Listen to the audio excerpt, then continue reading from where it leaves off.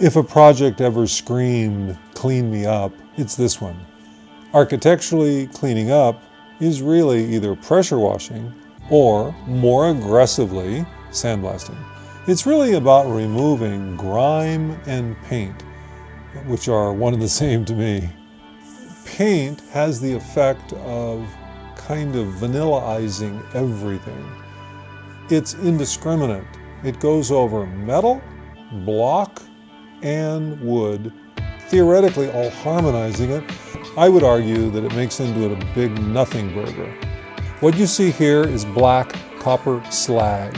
You want to buy it in a 20-50 grit. That's what you use on masonry, period.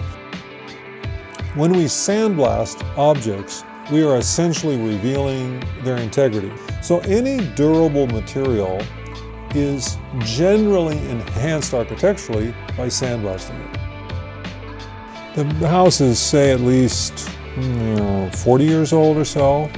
It's old enough that there's a good chance that it's redwood, and bingo, it was.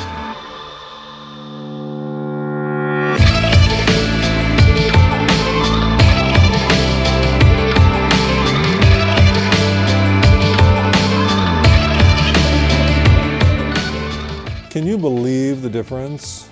It's such a delight. Every time we sandblast a project, I feel as though it strikes a visceral chord.